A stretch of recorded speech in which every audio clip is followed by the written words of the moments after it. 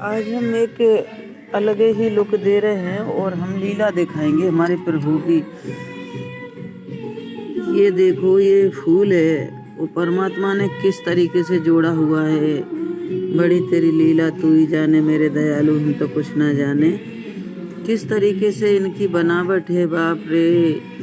देखो तो किस सुंदर सुंदर फूल बनाए हैं प्रभु ने, और हमने इनको ऐसे कर करके इनको अलग अलग कर लिए हैं। लेकिन फिर भी हम ऐसे फूल हम लगाएंगे क्योंकि हमें बहुत सुंदर लगे ये फूल, तो हम लेके आ गए। जो फूल हमारे भगवानों को नहीं चढ़ते वो लेके आते हैं। अब कोई लोग गुस्सा हो जाए कि हमारे फूल ले गए, तो इसलिए हमने वही चुना है हमने कि जो फूल हमारे भगवानों को नहीं चढ़ते वही वाले हम लेके आते हैं। देखो बड़ी बनावट तो देखो मेरे प्रभु। अरे भगवान, मैं कैसे भूलूं, मैं क्या करूं। मेरे भगवान तो मुझे हर पल मुझे याद दिलाते हैं, ये भी भगवान नहीं बनाया है, ये भी भगवान नहीं बनाया है, हमें भी भगवान नहीं बनाया है। जो हम हर चीज़ बना सकते हैं, हर चीज़ों को बड़े ध्यान से हम उनकी लुक ले बना सकते हैं, उनका फ़ायदा ले सकते हैं। अभी मैंने ये सारी पत्ती ऐसे तोड़ तोड़ के रख ली थी। देखो किस तरीके से, बाप रे। ये देखो ऐसे फूलों की पत्ती बनाई है भगवान। हे प्रभु, हे दयालु, मैं क्या क्या तारीफ करूं प्रभु तुम्हारी। देखो तो किस तरीके से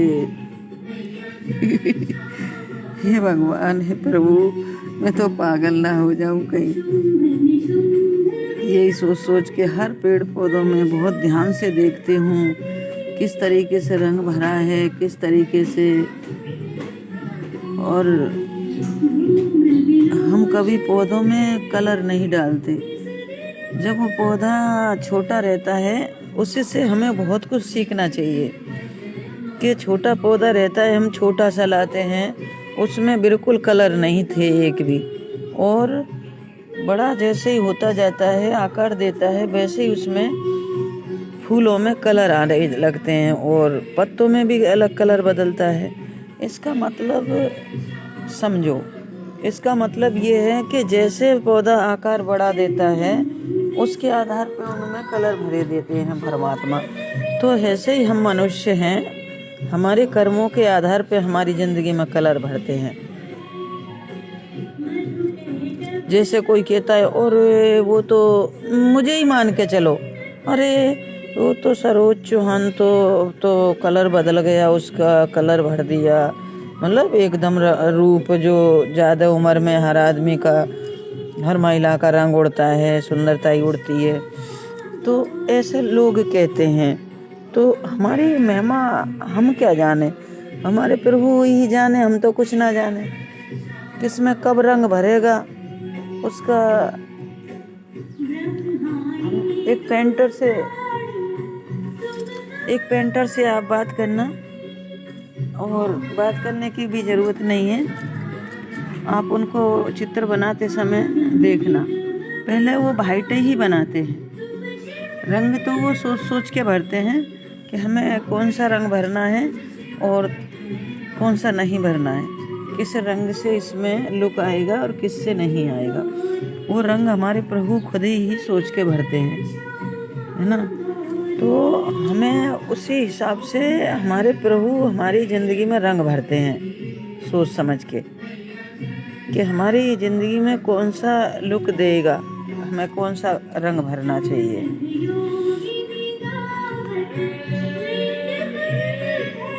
तो ये कारण है हमारी ज़िंदगी का